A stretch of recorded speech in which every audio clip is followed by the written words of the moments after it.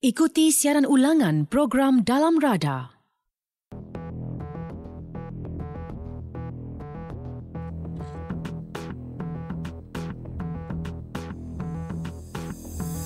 Assalamualaikum dan salam satu Malaysia. 6.15 minit petang waktu ini masanya untuk program Dalam Rada bersama-sama dengan saya Syuhadah Armawan dan juga penerbit Dalam Rada Ihsan Yahya untuk anda bertanyakan sebarang soalan dan juga menontarkan pandangan. Boleh terus saja hubungi kami 0326927939 ataupun anda boleh juga tinggalkan soalan dan juga pandangan anda di laman Facebook kami bernama Radio 24. Dan hari ini kita berbicara mengenai salah laku penguat kuasa di Malaysia. Amalan rasuah, tidak beramanah, pecah amanah wang syarikat dan banyak lagi perkara yang boleh dikaitkan dengan salah laku penguat kuasa di Malaysia. Berbagai persoalan ditanyakan mengapa hal sebegini masih terus berlaku. Antara salah satu sebabnya yang begitu popular dalam kalangan masyarakat adalah gaji tidak cukup dan kos sara hidup yang tinggi. Untuk kita kupas lebih lanjut berkaitan dengan salah laku penguat kuasa di Malaysia, kita bersama-sama dengan Pengerusi Suruhanjaya Integriti Agensi Penguatkuasaan EAIC yang berbahagia, Datuk Yaakob Mat Sam di studio bersama-sama dengan kita. Assalamualaikum Datuk. Waalaikumsalam Syahdah. Baik Datuk, terima kasih kerana bersama-sama dengan kita menerusi program Dalam Rada pada hari ini. Dan bercakap tentang amalan rasuah tidak beramanah, tadi juga kita sebut antara faktor yang cukup popular Datuk, gaji tidak cukup dan kos sara hidup yang tinggi. Bagaimana dari segi peratusannya untuk gaji tidak cukup dan kos sara hidup yang tinggi, atau ada juga faktor-faktor lain Datuk? Kita memang tahu dalam perkhidmatan awam, kategori pegawai, kategori staf dibayar gaji mengikut grade masing-masing. Tetapi gaji yang dibayar, yang dikatakan tidak cukup atau tidak cukup tinggi itu tidak boleh menjadi sebab untuk kita kehilangan amanah, nilai-nilai murni perkhidmatan, nilai-nilai apa yang dipanggil sebagai akhlak yang tinggi, terutamanya integriti dalam diri kita sendiri untuk menjalankan tugas dengan penuh kejujuran. Jadi pada saya lah, gaji bukanlah faktor untuk menjadikan kita boleh menyeleweng daripada tugas yang diberikan. Jadi sebenarnya faktor apa dalam diri sendiri? Faktor yang paling penting bagi saya ialah kekuatan jati diri yang ada pada kita.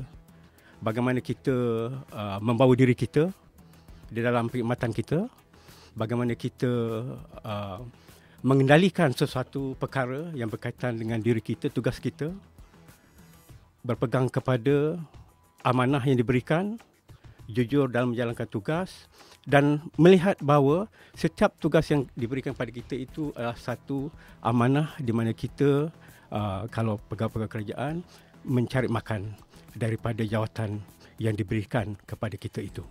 Baik.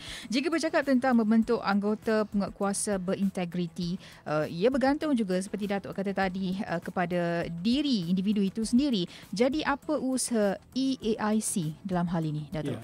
Sebelum saya sentuh lebih mendalam tentang perkara ini, saya suka mengambil sedikit kesempatan untuk memperkenalkan EAIC ini. Sejak ditubuhkan pada 1 hari bulan 4 April tahun 2011. EAIC sejak itu telah memacu gerak kerja EAIC untuk memberitahu orang ramai tentang kewujudan EAIC. EAIC ini adalah sebuah badan bebas yang ditubuhkan oleh kerajaan melalui undang-undang atau akta yang diluluskan oleh Parlimen, iaitu di bawah Akta Suruhanjaya Integriti Agensi Penguatkuasaan, Akta 700. Bertujuan untuk memantau, mengawal selia salah laku oleh pegawai-pegawai penguatkuasa atau agensi penguatkuasa yang terdapat di persekutuan. Jadi untuk tujuan ini terdapat 21 agensi penguatkuasa persekutuan yang telah pun dimasukkan di bawah jadual Akta 700 sebagai agensi penguatkuasaan yang dikawal selia di bawah akta ini oleh EAIC.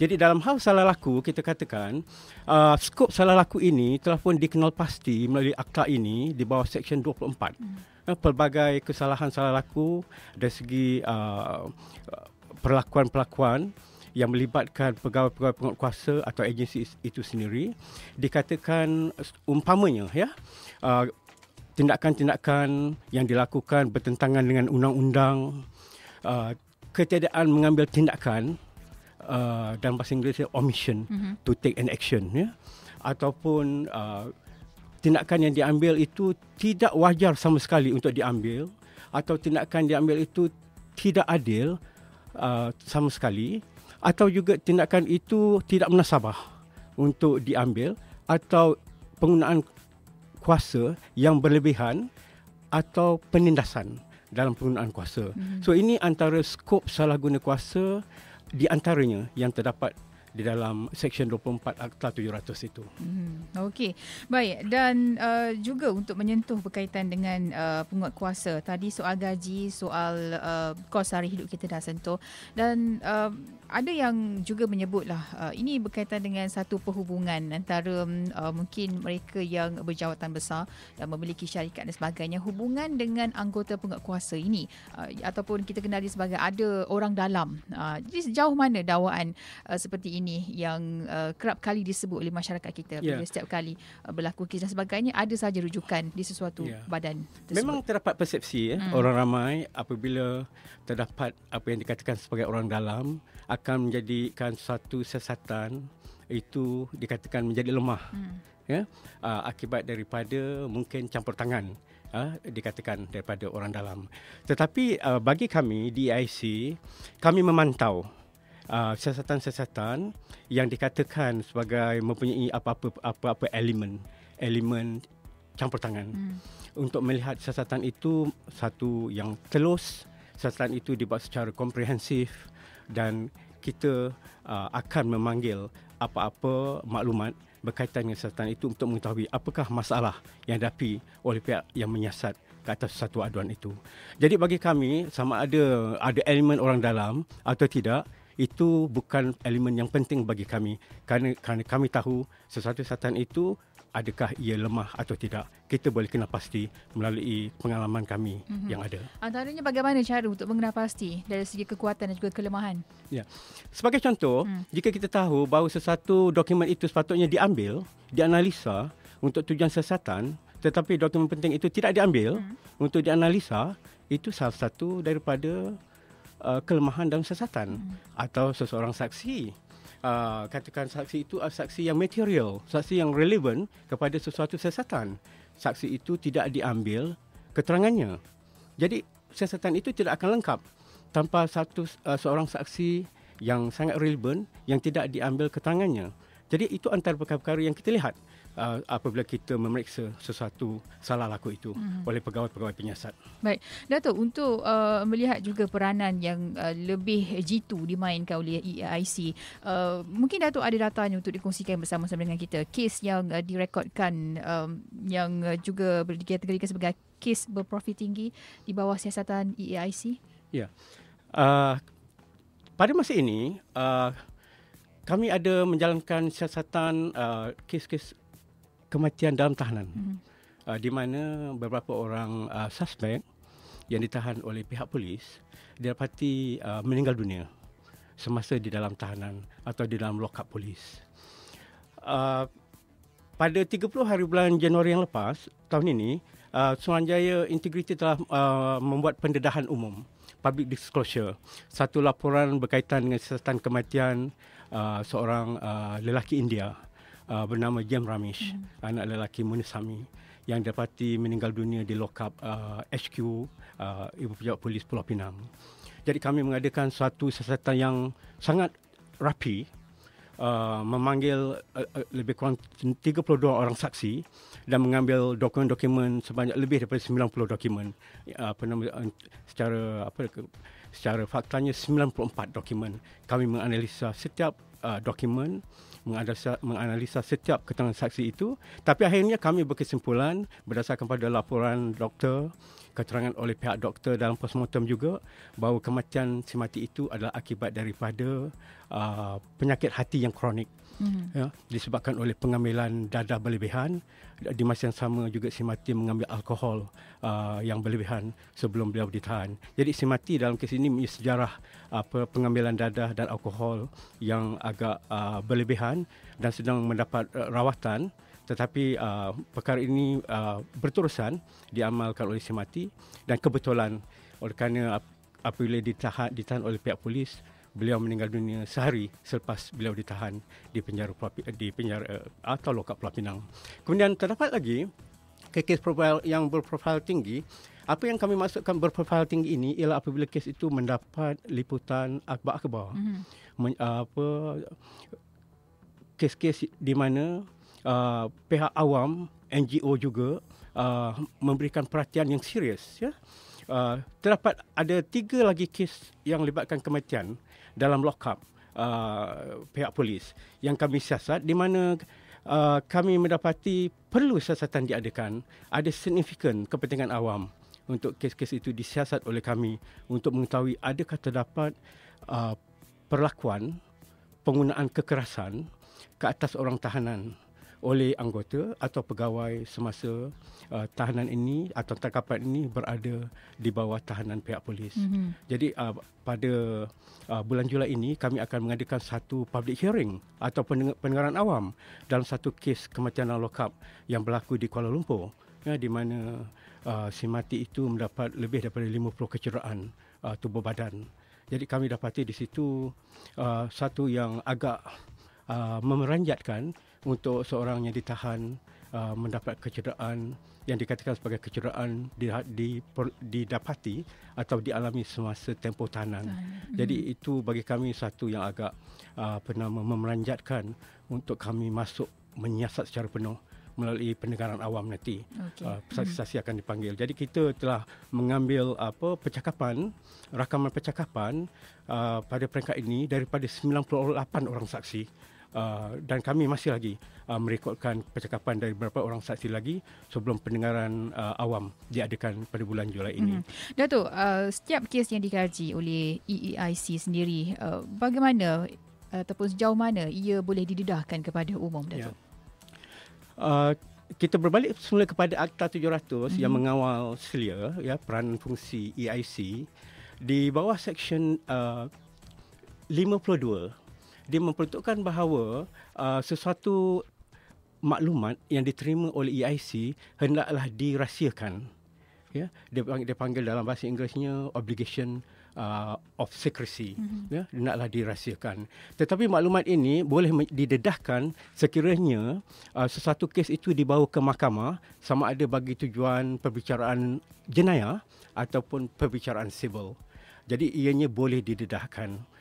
Selebihnya adalah menjadi tanggungjawab kami bahawa segala maklumat yang diterima oleh EIC hendaklah dirahsiakan. Jadi identiti pemberi maklumat dan maklumat itu sendiri akan dijaga rapi oleh EIC. Ini bertujuan untuk menggalakkan orang ramai untuk memberi maklumat kepada EIC berkaitan dengan salah laku anggota penguatkuasa dan juga salah laku oleh agensi penguatkuasa itu sendiri. Ya, jadi itu bagi saya satu jaminan yang telah ditetapkan oleh undang-undang yang diberikan kepada IC untuk public protection, ya, perlindungan kepada orang awam dalam memberi maklumat. Dalam proses untuk memulakan siasatan, EAIC ada membuka juga ruang untuk aduan daripada masyarakat dan juga mereka yang ingin melaporkan sesuatu yang berkaitan dengan integriti? Ya, Cik Syuhada, kita ada portal. EIC ada portal, laman sesawang. Ianya boleh diakses, saya berikan alamatnya di www.eaic.government.my, ya. Sehingga peringkat pada pagi ini yang waktu saya berada di pejabat pada tengah hari tadi, kita ada sejumlah 89,356 pelawat visitors kepada laman web kami. Di laman web kami itu terdapat banyak maklumat-maklumat penting yang mana orang awam boleh akses kepada maklumat-maklumat itu. Kami agak boleh dikatakan very transparent, ya, telus dalam memberikan maklumat. di antara maklumat yang kami bentangkan di situ ialah jumlah aduan yang kami terima daripada orang ramai berkaitan dengan salah laku. Jadi dari website itu, kita akan dapat melihat di bahagian statistik jumlah maklumat yang diterima dari tahun 2011 sehingga kepada April 2015. Dan jabatan mana yang mempunyai maklumat atau agensi mana yang mempunyai aduan yang tertinggi pun dapat dilihat di situ. 1 sehingga ke 21, ada 21 agensi tadi. Kemudian kita juga akan dapat lihat daripada statistik itu, negeri mana yang paling banyak sekali maklumat yang kita, ataupun aduan yang kita terima berkaitan dengan salah laku. Statistik tu boleh dilihatlah. Kemudian selain daripada itu, kami juga ada memaparkan dalam laman sesawang itu berita-berita semasa berkaitan dengan aktiviti oleh Suruhanjaya, dan juga ada pautan di laman web itu kepada Facebook kami dan juga Twitter. Jadi orang awam boleh akses terus kepada laman sesawang kami dan juga Facebook kami dan Twitter untuk memberikan apa-apa feedback kepada Suruhanjaya. Okey. Baik, 0326927939 atau terus saja ke Facebook kami bernama Radio 24 untuk bersama-sama untuk anda lontar sebarang pandangan dan juga soalan kepada yang berbahagia Datuk Yaakob Mat Sam, Pengerusi Suruhanjaya Integriti Agensi Penguatkuasaan ataupun EAIC. Dan terus kita bersama-sama dengan Haji Alias di talian. Haji Alias? Ya, Assalamualaikum warahmatullahi wabarakatuh. Silakan. Pada Dato' dan Puan Syahada ya. Ya, merujuk kepada persoalan yang Puan Syahada lontarkan tadi lah. Mengenai kekurangan kaki tangan yang selalu kita dengar lah. Tak kira apa saja agensi penguatkuasa. Jadi, apakah alasan kerajaan khususnya lah.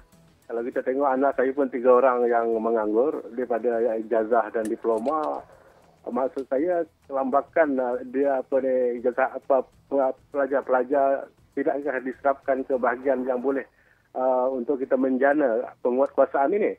Dan untuk menuju satu negara maju saya rasa amatlah mustahaklah untuk kita merelasikan negara yang kita akan tempuh yang akan datang. Itu saja. Assalamualaikum. Okey, baik. Terima kasih Haji Alias. Sekali lagi talian kami 0326927939. Datuk, silakan. Ya.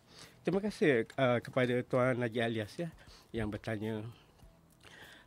Kita tahu memang banyak kali kita dengar agensi-agensi penguatkuasa mengatakan mereka tidak mempunyai kecukupan anggota. Ya. Undang-undang telah ada untuk dikuatkuasakan dan agensi mengatakan mereka tidak mempunyai kekuatan, kapasiti untuk menguatkuasakan undang-undang. Tapi bagi kami, apa yang penting ya, ialah penguatkuasaan itu mesti ada. Penguatkuasaan itu mesti konsisten. Sama ada ramai atau tidak, itu adalah tertakluk kepada kebijakan ketua-ketua yang menjaga sesuatu operasi, sesuatu jabatan untuk mengatur orang-orang mereka, untuk mengatur rancangan-rancangan ataupun cadangan-cadangan pelaksanaan penguatkuasaan undang-undang. Jadi isu bagi saya ketidakcukupan anggota untuk menguatkuasakan sesuatu undang-undang bukanlah satu faktor alasan untuk kita tidak menguatkuasakan undang-undang. Jika undang-undang dikuatkuasakan sepanjang tahun secara efektif, secara berkesan, secara konsisten, saya percaya kita akan mencapai matlamat. Sekurang-kurangnya, kita akan mencapai matlamat tertentu dan akan dapat melihat kesan daripada penguatkuasaan itu.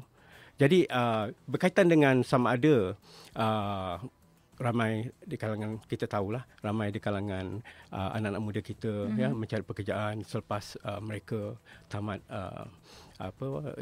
daripada pengajian tinggi universiti.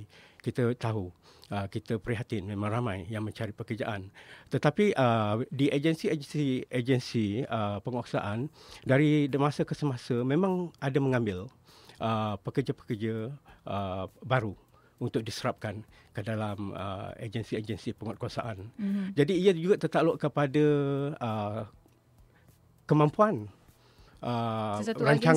rancangan sumber manusia oleh pihak kerajaan. Jadi tidak semestinya apabila sesuatu kekosongan terdapat itu ataupun kapasiti dilihat tidak kuat untuk dikuatkuasakan, jumlah pegawai kuasa tidak cukup, bahawa mesti ada penambahan, tidak semestinya. Bermakna ia bergantung kepada keadaan juga. Ya, dia bergantung kepada keadaan.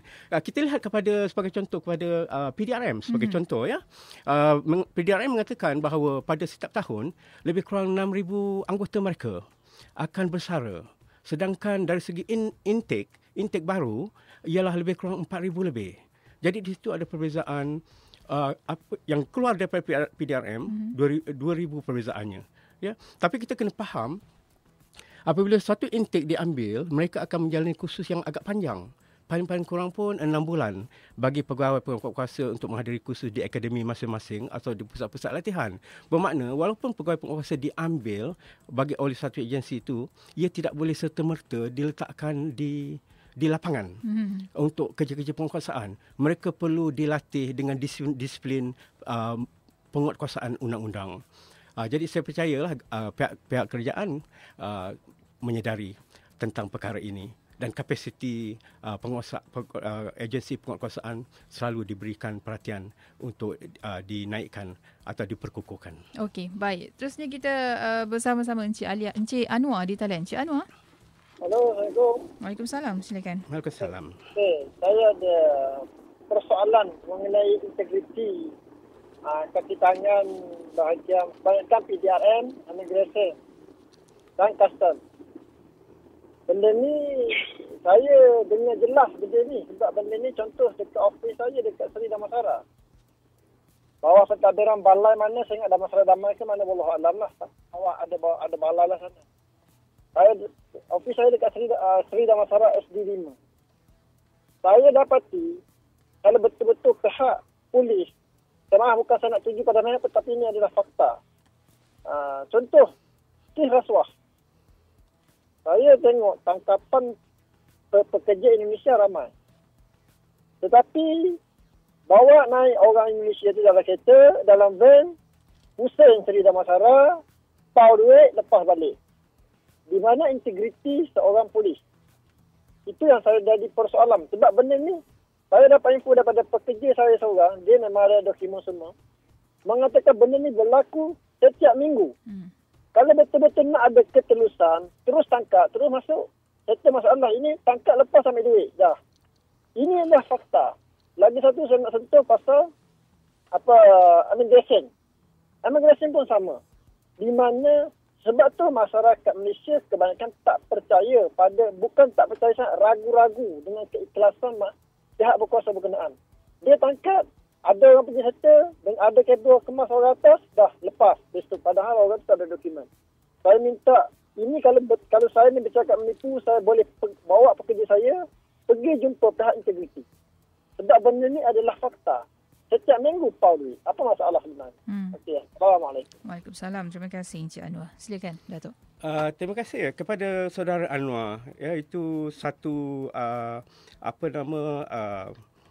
bukan pendapat lah, itu satu observation, ya, perhatian dari beliau melalui pengalaman yang beliau ada, melalui pengalaman beliau bersama pekerja-pekerja beliau. Ya.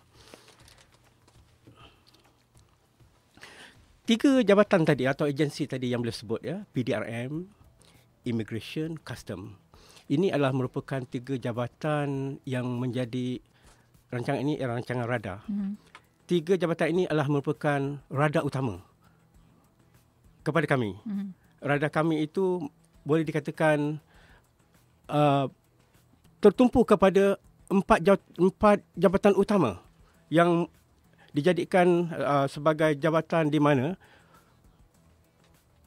most of the complaints, hampir keseluruhan aduan-aduan terima melibatkan agensi ini, iaitu PDRM, Immigration, JPJ, Jabatan Pengangkutan Jalan, dan Custom.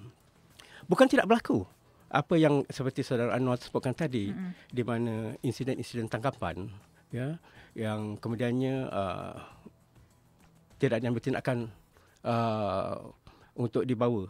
Kemudian dilepaskan. Dibawa ke balai, direkodkan. Tapi dilepaskan. Bukan tidak berlaku. Ya. kita tahu perkara ini berlaku. Tetapi apa penting kepada kami di EIC, dalam kes yang berkaitan rasuah, ia adalah kes yang bersifat jenayah. Okey. Ya, di mana siasatan bagi kes rasuah ini adalah di bawah bidang kuasa Suruhanjaya Pencegahan Rasuah. Ya. Jadi kami di AIC kami tidak menyiasat kes rasuah, tetapi kami ada banyak menerima kes aduan berkaitan dengan rasuah oleh pegawai-pegawai penguatkuasa. Dalam hal-hal begini, kami memang menjalankan apa yang dipanggil sebagai siasatan awal, mendapatkan makluman daripada pengadu-pengadu, mengambil penyataan pengadu-pengadu, dan daripada situ kami akan memanjangkan maklumat-maklumat ini kepada pihak SPRM untuk pihak SPRM mengambil alih siasatan. Dan kami mempunyai hubungan boleh katakan agak rapat, ya, kerjasama, kerana Akta 700 juga memberikan kami kuasa untuk bekerjasama dengan agensi penguatkuasa yang lain, khasnya khasnya SPRM. Ya, kerana SPRM ialah penguatkuasa yang berkaitan dengan kesalahan-kesalahan bercorak rasuah. Okey. Datuk, satu lagi, bila sudah ada aduan ya dan juga menaikkan nama sesebuah agensi, contohnya seperti PDRM, imigresen dan sebagainya, seberapa pantas tindakan yang diambil oleh EIC untuk melakukan siasatan awal? Ya. Setiap siasatan yang kita lakukan, siasatan awal, akan mengambil paling-paling mungkin dalam 2 minggu saja kita akan dapatkan hasil siasatan awal itu. Dan daripada situ kami akan bawa kepada satu jawatankuasa, dipanggil jawatankuasa aduan, untuk menilai adakah satu siasatan penuh perlu disyorkan kepada mesyuarat penuh Suruhanjaya atau EIC, full meeting of the EIC, yang dianggotai oleh Pesuruhjaya Suruhanjaya Integriti. Apabila suatu siasatan itu telah dijalankan, siasatan, maksud saya siasatan awal, kemudiannya diputuskan siasatan penuh diadakan, ia bergantung kepada sama ada kes itu satu yang rumit atau satu yang mudah saja. Jika kes itu mudah, kami boleh selesaikan siasatan dalam masa 2 bulan. Jika kes itu rumit, kami akan mengambil masa mungkin hingga 6 bulan untuk selesaikan sesuatu siasatan. Tapi apa yang penting kepada pengadu, apabila pengadu membuat aduan, kami serta-merta akan memberikan satu pengakuan kepada pengadu bahawa aduan beliau telah diterima. Dan dari masa ke semasa, kami akan maklumkan kepada pengadu status siasatan aduan beliau yang beliau kemukakan kepada kami. Jadi, kami menjalankan siasatan mengikut maklumat yang kami terima berdasarkan kepada satu kompleksiti kes itu. Sama ada kes itu mudah atau kes itu memerlukan satu siasatan yang agak komprehensif. Okey, baik. Seterusnya kita ada Encik Raja di talian. Encik Raja. Ya, selamat petang. Selamat petang. Tu sama Datuk. Yang bahagia. Ya, Datuk. Ya, saya. Saya nak jelas. Datuk ni, EIC ni gaji yang bagi tu siapa tu, Datuk? Itu saja soalan, Cik Rama. Kerajaan bagi. Diberikan melalui parlimen. Ya, Datuk. Ya. Datuk sekarang bayaran EIC tu, gaji dibayar oleh kerajaan. Kalau saya, jika saya ialah seorang hakim Mahkamah Tinggi, ya, seorang hakim Mahkamah Tinggi yang dilantik sebagai pengerusi Suruhanjaya ini. Jadi gaji saya adalah di bawah apa yang dipanggil sebagai di bawah Akta Saraan Hakim. Ya. Ya. So, Datuk. Ya, diluluskan oleh parlimen. Ya. Dia dapat sekarang masa itu PIC tu yang bagi itu untuk as parlimennya tu PIC. Masa ketua audit negara tu keluar audit. Maaf saya, PIC atau PAC? PAC. Sorry, PAC. Public Account Committee. Masa ketua audit negara keluar yang apa tu yang berjelewengan duit. Ya. Masa itu PAC cakap, bila PAC nak tanya, bila PAC nak mensiasat, tapi tindakan tidak ambil. Sampai sekarang PAC sendiri mengaku dekat parlimen, terlupa tak ada gigi tara untuk mau gigit. Okay. So, ini integriti itu buat apa lagi sekarang? Lepas tu, satu kes dekat Negeri Sembilan Bahau, Getco. Kes itu di jalan atas mahkamah lagi. Tapi, orang atas suruh pergi potong pokok-pokok itu. Orang pergi pengadu. Polis itu tangkap pengadu. Dia cakap arahan dari atas. Arahan dari atas itu, atas dari mana? Dari Tuhan langit itu. So, kes itu atas ni mahkamah. macam mana dia orang boleh masuk penjeroboh potong itu pokok? Terima kasih bagi penjelasan, Datuk. Baik, terima kasih Encik Raja. Bagi anda yang ada sebarang soalan, boleh terus hubungi kami di sini 0326927939. Kita bersama-sama dengan Pengerusi Suruhanjaya Integriti Agensi Penguatkuasaan yang Arif Datuk Yaakob Mak Sam di studio waktu ini untuk kita kongsi berkaitan dengan salah laku penguatkuasa di Malaysia. Datuk, berkaitan dengan apa yang disuarakan oleh Encik Raja tadi. Ya, Encik Rama. Encik Raja. Encik Raja, ya, minta maaf. Ada dua perkara yang beliau bangkitkan dalam panggilan tadi. Ya.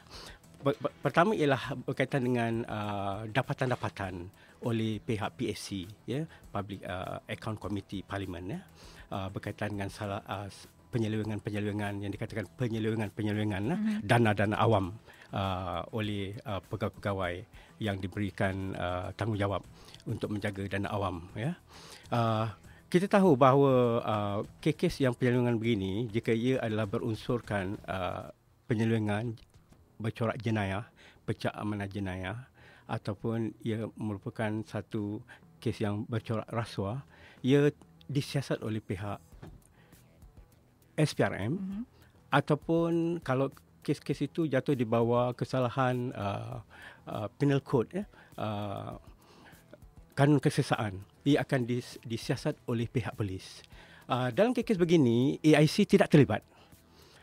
Apa yang kami terlibat ialah kes berkaitan dengan salah laku seperti mana dalam ruang lingkup Seksyen 24 Akta 700. Jadi persoalan yang saudara Raja tadi utarakan berkaitan dengan finding oleh PAC itu, ia adalah di bawah bidang kuasa tanggungjawab jika ada kes pihak SPRM atau pihak polis. Ya. Ia lebih kepada bercorak jenayah jika dapati ia adalah dari jenis penyelewengan dana awam atau penyalahgunaan dana awam, ataupun ia adalah satu pecah amanah kepada dana awam. Berkaitan dengan soalan kedua, Cik Raja tadi utarakan penahanan sedang kes berjalan dan orang itu ditahan.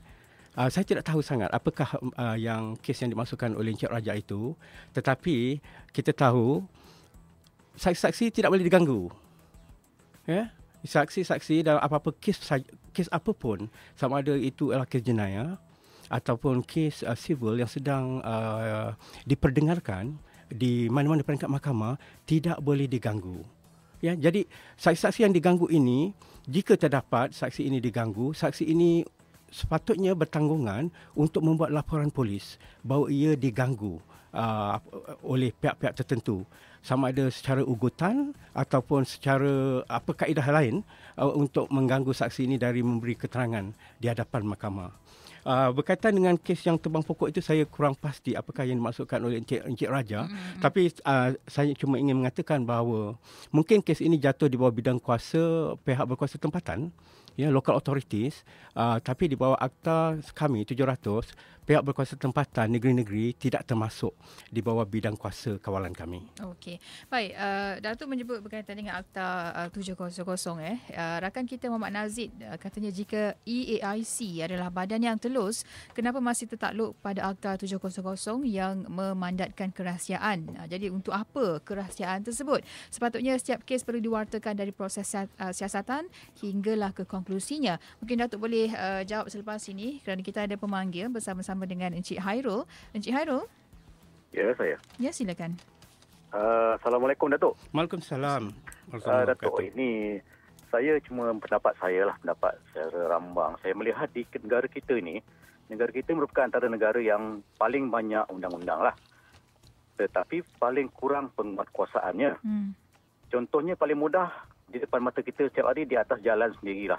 Mungkin di bawah akta pengangkutan jalan. Kita lihat pelbagai kesalahan lalu lintas dilakukan di depan mata setiap hari. Contoh macam kenderaan yang cermin gelap, kenderaan yang mempunyai nombor pendaftaran yang pelbagai desain yang tentunya tidak mengikut spesifikasi. Dan satu contoh lagi macam kenderaan berat, lori-lori pengangkut bawa batu, tanah sebagainya, berada di atas jalan raya pada waktu-waktu yang dilarang, umpamanya waktu pagi lah, antara pukul 7 hingga 9 pagi.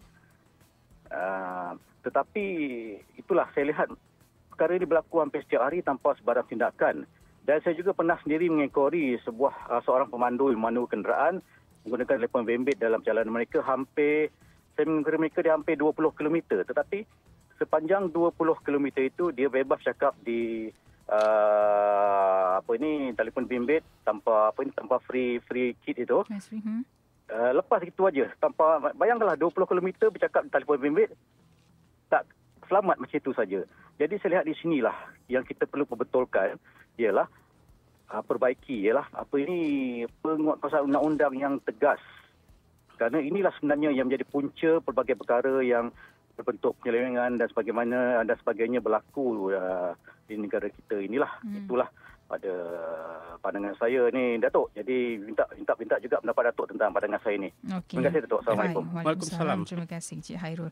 Penguatkuasaan kurang, undang-undang banyak. Bagaimana, Datuk? Ya. Saya jawab dulu kepada soalan yang dikemukakan oleh Saudara Razif. Beliau mengatakan bahawa sewajarnya kita lebih transparansi, membuat pendedahan total ke atas apa-apa saja maklumat-maklumat yang diterima. Tapi kita kena juga ingat bahawa untuk menggalakkan orang ramai memberi maklumat, ekspektasi orang ramai juga sebagai pemberi maklumat, ada kalanya mereka memerlukan supaya identiti mereka dirahsiakan. Maklumat-maklumat yang diberikan tidak dibocorkan. Sebagai contoh, Saudara Razif, jika maklumat itu diberikan kepada sesuatu, katakan jabatan, agensi penguatkuasa oleh mana-mana orang awam, ataupun pegawai daripada agensi itu sendiri ingin memberi maklumat salah guna kuasa oleh mana pegawai dalam jabatannya, jika maklumat itu sampai dan tidak dapat kerahsiaan, dibimbangi, pegawai itu akan mendapat apa-apa yang dipanggil sebagai balas dendam, mendapat reaksi yang bukan positif, reaksi negatif daripada jabatan beliau sendiri, daripada rakan-rakan beliau sendiri, kerana mendedahkan suatu keburukan daripada agensi beliau sendiri. Jadi itu penting untuk kita merahsiakan maklumat-maklumat tertentu. Tapi apa yang saya sebutkan tadi, maklumat-maklumat kepada AIC akan didedahkan jika kes itu ialah kes mahkamah. Sama ada bercorak jenayah atau perbicaraan sivil. Jadi maklumat itu bukanlah satu maklumat yang akan menjadi rahsia jika ia melibatkan kes mahkamah dan juga melibatkan apa-apa pendakwaan dalam kes di mahkamah. Kita ada akta dipanggil sebagai Akta Pemberi Maklumat, Whistleblower Act 2010. Akta itu juga ialah untuk memberi perlindungan kepada pemberi maklumat supaya mereka rasa maklumat-maklumat yang mereka berikan dapat dirahsiakan. Ramai di antara kita yang memberi maklumat ingin merahsiakan maklumat kita, ingin merahsiakan identiti kita kerana beberapa faktor, seperti faktor keselamatan utamanya. Jadi itulah mengapa perlu adanya satu kerahsiaan. Itulah yang Parlimen luluskan di bawah Akta 700 Seksyen 52 tadi, bahawa ada tanggungjawab untuk AIC menjaga kerahsiaan maklumat yang diterima daripada didedahkan kepada umum. Bagaimanapun, EIC ini adalah bertanggungjawab untuk melapor kepada Parlimen. Setiap tahun kami akan mengemukakan laporan tahunan kami kepada Parlimen untuk membentangkan segala aktiviti-aktiviti kami, siasatan-siasatan kami kepada Parlimen melalui laporan kepada Parlimen. Jadi di situ ada pendedahan kepada Parlimen kerana kami bertanggungan untuk membuat laporan kepada Parlimen. Itu yang saya katakan tadi, sebagai sebuah badan bebas, EIC bertanggungan untuk melapor hanya kepada Parlimen. Kami tidak melapor kepada pihak kerajaan. Tentang soalan oleh Saudara Khairul, beliau mengatakan memang banyak undang-undang tapi penguasaan tidak ada. Betul, Saudara Khairul dalam satu aspek betul dalam observation beliau.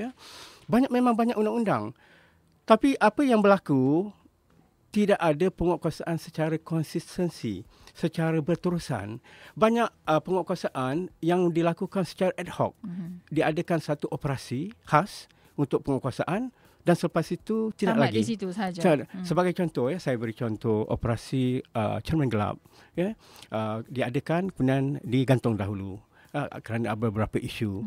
Kemudian akan diadakan semula jadi publik akan orang awam akan menjadi keliru. Apakah sebenarnya isu yang berkaitan dengan cermin gelap ini? Setakat mana saya boleh menggunakan cermin gelap pada kereta saya? Jadi Datuk, bila diputuskan berkaitan dengan sesuatu penguatkuasaan itu, ia tidak tegas, Datuk?